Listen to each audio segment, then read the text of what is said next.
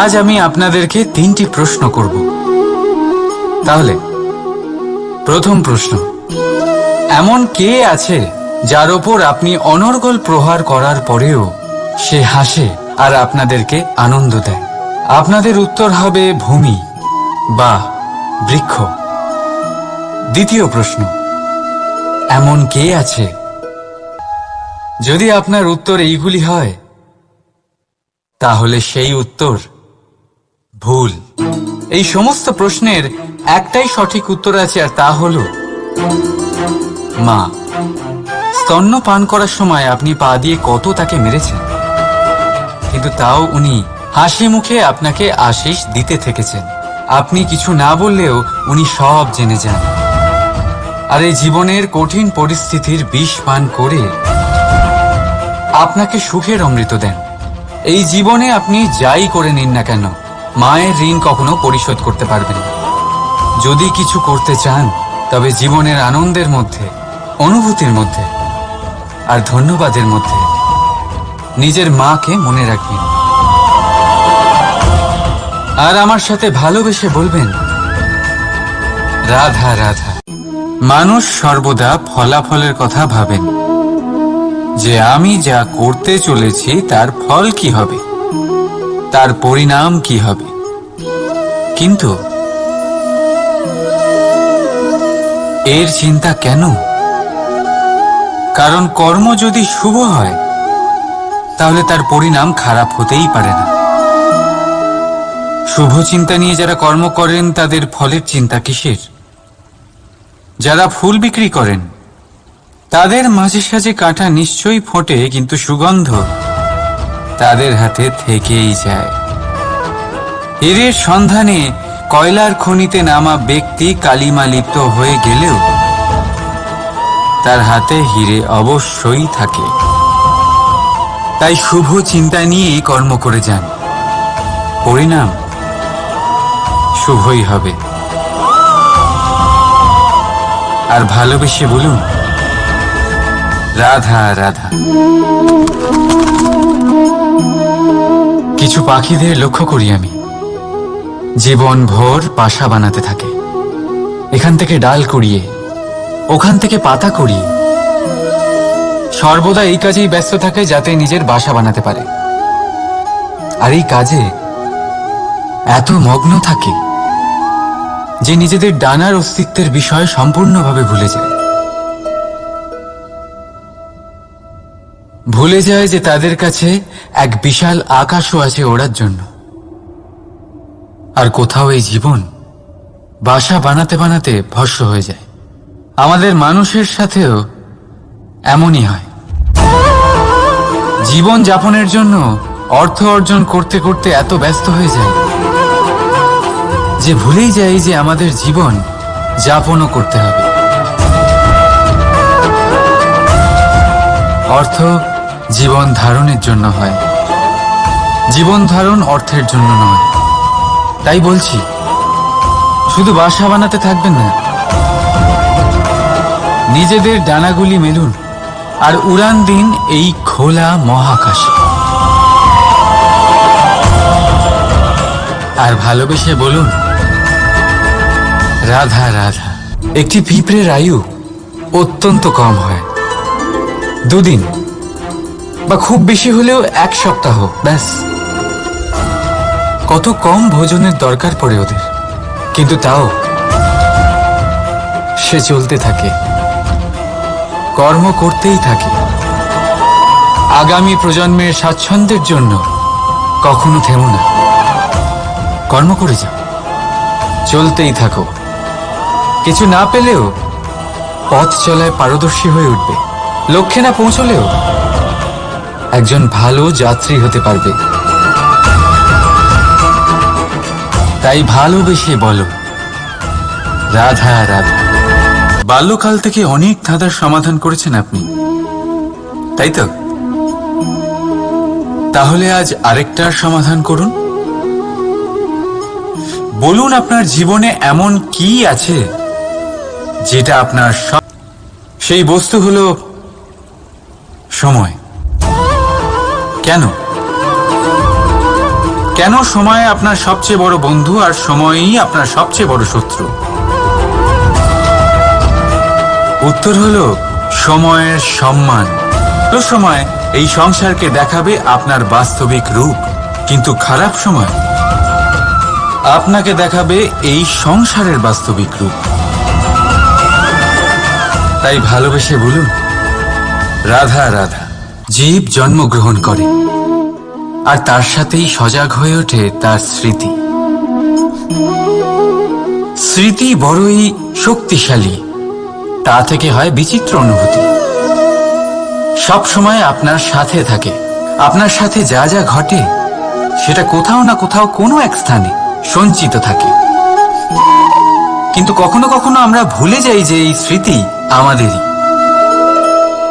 তাই এর মধ্যে আমরা কি রাখবো আর কি মুছে দেব তা আমাদের ওপরই নির্ভরশীল। এই জীবনে আমাদের কি মনে রাখা উচিত? সুখ, আনন্দের মুহূর্ত, সেই মুহূর্ত যেখানে আমরা উপকৃত, আমাদের ওপর নির্ভর করে। এই জীবনে সবকিছু ভুলে যান, কিন্তু এই কথা অবশ্যই মনে রাখবেন, যে কথা ভোলার তা মনে থাকে তাই বিবাদ বাঁধে। তাই ভালোবেসে বলুন, রাধা রাধা। কখনো বটবৃক্ষ দেখেছেন? কি সবচেয়ে গুরুত্বপূর্ণ শিক্ষক কে? তাহলে কেউ বলবেন মা, কারণ এই সংসারে মায়ের থেকে বেশি শিক্ষা আর কে দিতে পারেন। কেউ বলবেন অধ্যাপক, কারণ অধ্যাপকই আমাদের অস্ত্র আর শাস্ত্রে শিক্ষা দেন। আবার কেউ বলবেন বন্ধু, কিন্তু এই তিনজনের মধ্যে একটা মিল আছে। এরা প্রথমে আপনাকে শেখান আর তারপর আপনাদের পরীক্ষা নিয়ে দেখেন যে আপনি কি শিখেছেন। কিন্তু বাস্তবে সবচেয়ে গুরুত্বপূর্ণ শিক্ষক হলেন তিনি, যিনি এর বিপরীত করেন, যিনি প্রথমে আপনার পরীক্ষা নেন তারপর আপনাকে শেখান। নাকি বলবো, পরীক্ষা দিতে দিতে আপনি নিজেই শিক্ষা লাভ করেন। এই শিক্ষক হলো অভিজ্ঞতা। এই জন্য অভিজ্ঞ আর অভিজ্ঞতাকে সঙ্গে রাখলে এই জীবনে আপনাকে কখনোই অসফল হতে হবে না। তাই ভালোবেসে বলুন, রাধা রাধা। জীবনে ভাববার বিষয় এটাই যে কে আপনার সেই আপনজন।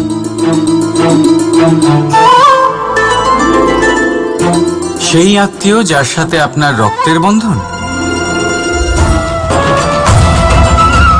তাই ভালোবেসে বলুন, রাধা জীবনে বদল আনতে পারবে, তাকে পথ দেখাতে পারবে, তার জীবনে পরিবর্তন আনতে পারবে। আর তাই মানুষ সংসার জুড়ে তাকেই খোঁজেন, যিনি তার পাশেই আছেন।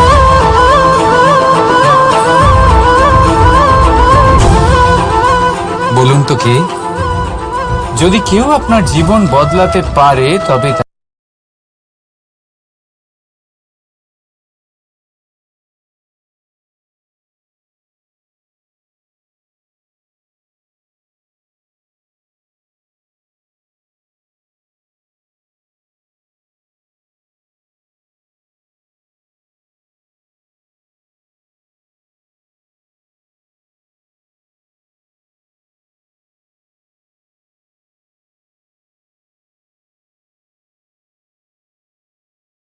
বিশ্বাস নয়, আত্মবিশ্বাসের হাত ধরুন। আপনার সমস্যা আপনা থেকেই দূর হয়ে যাবে। তাই ভালোবেসে বলুন, রাধা রাধা। জীবনে কিছু করে দেখাতে হলে আকাশের সেই সীমা ছুঁতে হবে যে সীমা ছোঁয়ার কথা আপনি কখনো ভাবতেও পারেন না। তাহলে নিজের মধ্যে এই তিনটি গুণ সম্মিলিত করুন।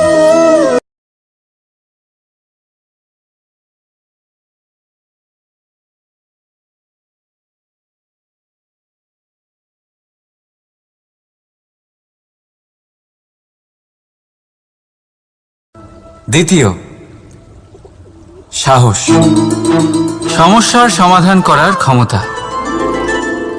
এটা আপনার দ্বারা তাই করাতে পারে।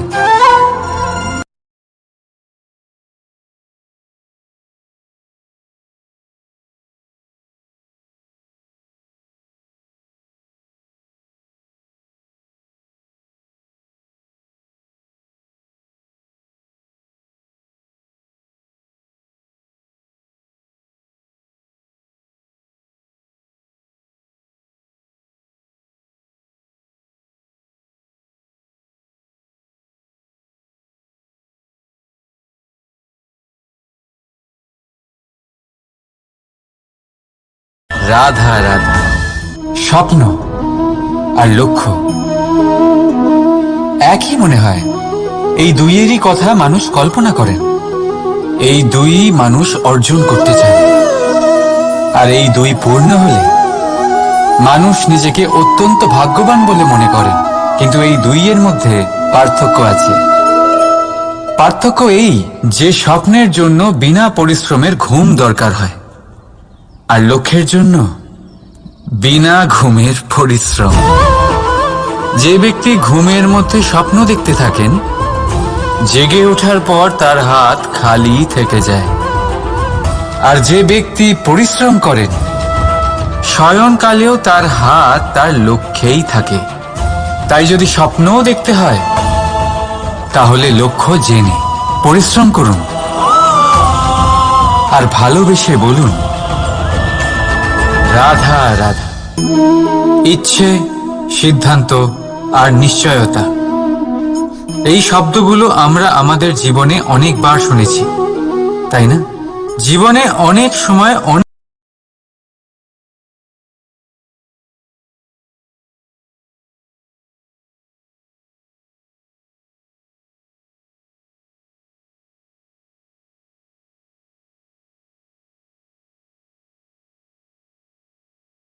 যে এক কুয়ো খোঁড়ার সিদ্ধান্ত নিয়েছে, সে মাটি খোঁড়ার জন্য কোদাল অবশ্যই পেয়ে যায়।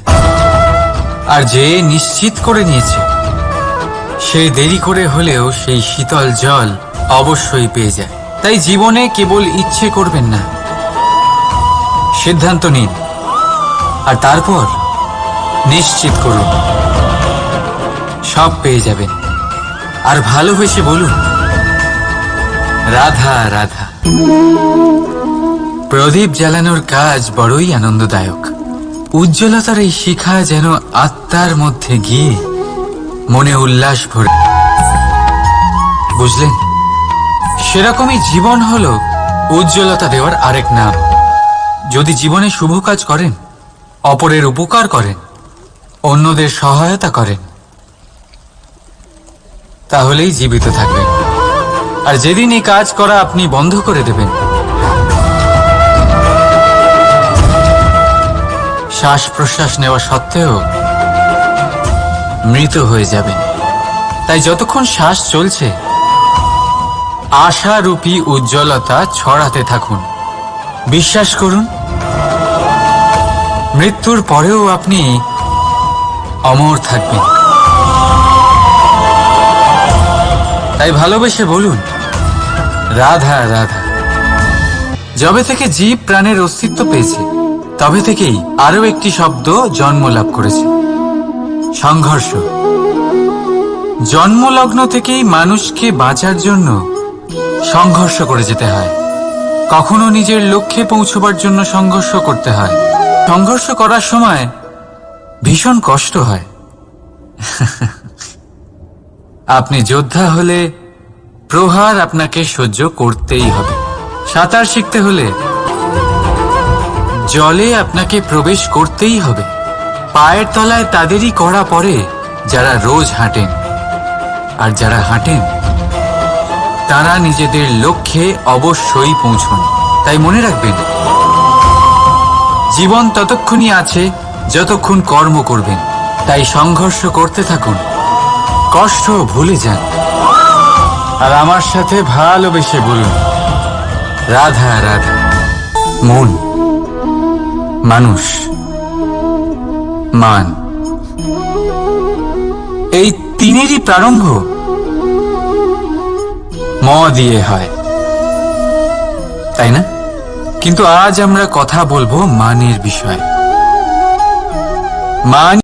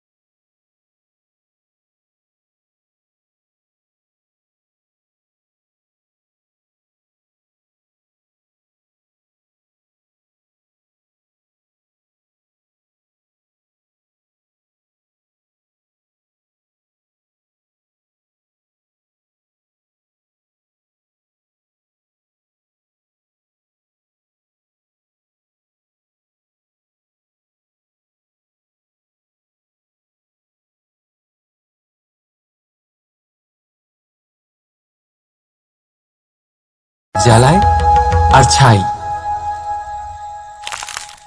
সেই ছাই যা এই আগুন নিভিয়ে দেয়। কিছু বুঝলেন? আপনার শক্তি আপনার ভেতরেই উৎপন্ন হয়, আর আপনার অন্তরের ক্ষতিকর সেই ছাই, সেটাও আপনার ভেতরেই উৎপন্ন হয়। তাই নিজের ভিতরের উজ্জ্বলতা দিয়ে এই সংসারকে আলোকিত করতে চান, নাকি নিজের ভেতরের আধার বার করে এই সংসারে অন্ধকার আনতে চান? সিদ্ধান্ত আপনার। রাধা রাধা, রাধা রাধা, রাধা রাধা, রাধা রাধা।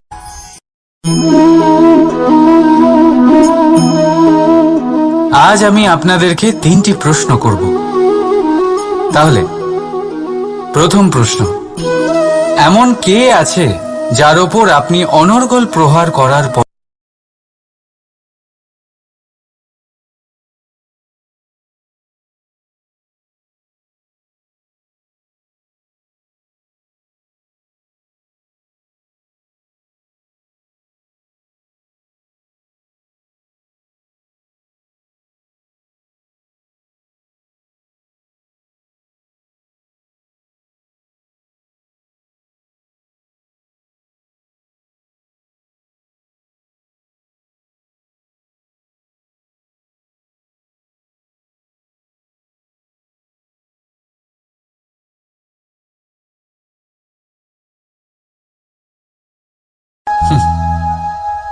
যদি আপনার উত্তর এইগুলি হয়, তাহলে সেই উত্তর ভুল।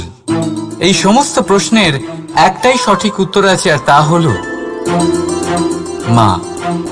স্তন্য পান করার সময় আপনি পা দিয়ে কত তাকে মেরেছেন, কিন্তু তাও উনি হাসি মুখে আপনাকে আশিস দিতে থেকেছেন।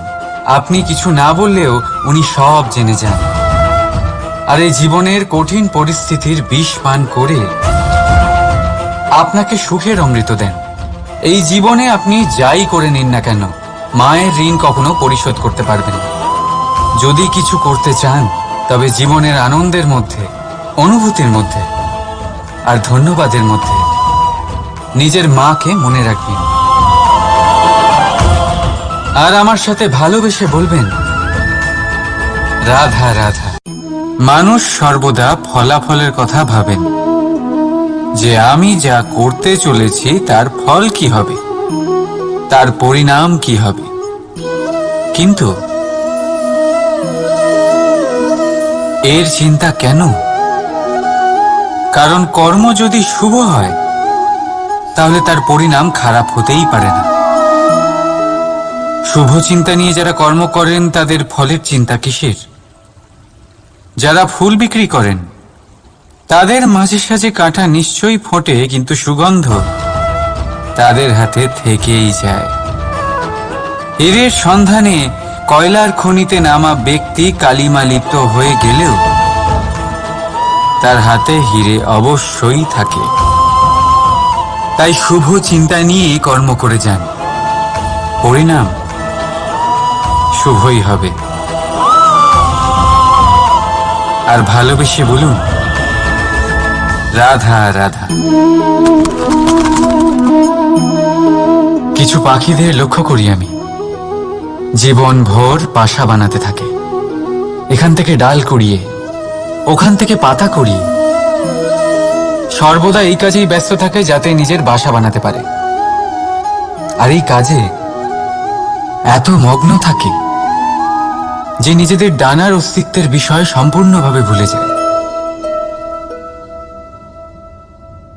ভুলে যায় যে তাদের কাছে এক বিশাল আকাশও আছে ওড়ার জন্য। আর কোথাও এই জীবন বাসা বানাতে বানাতে ভস্ম হয়ে যায়। আমাদের মানুষের সাথেও এমনই হয়। জীবন যাপনের জন্য অর্থ অর্জন করতে করতে এত ব্যস্ত হয়ে যায় যে ভুলেই যাই যে আমাদের জীবন যাপনও করতে হবে। অর্থ জীবন ধারণের জন্য হয়, জীবন ধারণ অর্থের জন্য নয়। তাই বলছি, শুধু বাসা বানাতে থাকবেন না, নিজেদের ডানাগুলি মেলুন আর উড়ান দিন এই খোলা মহাকাশে। আর ভালোবেসে বলুন রাধা রাধা। একটি পিঁপড়ের আয়ু অত্যন্ত কম হয়, 2 দিন বা খুব বেশি হলেও 1 সপ্তাহ, ব্যাস। কত কম ভোজনের দরকার পড়ে ওদের, কিন্তু তাও সে চলতে থাকে, কর্ম করতেই থাকে। আগামী প্রজন্মের স্বাচ্ছন্দ্যের জন্য কখনো থেমো না, কর্ম করে যাও, চলতেই থাকো। কিছু না পেলেও পথ চলায় পারদর্শী হয়ে উঠবে, লক্ষ্যে না পৌঁছলেও একজন ভালো যাত্রী হতে পারবে। তাই ভালোবেসে বলো, রাধা রাধা। বাল্যকাল থেকে অনেক ধাঁধার সমাধান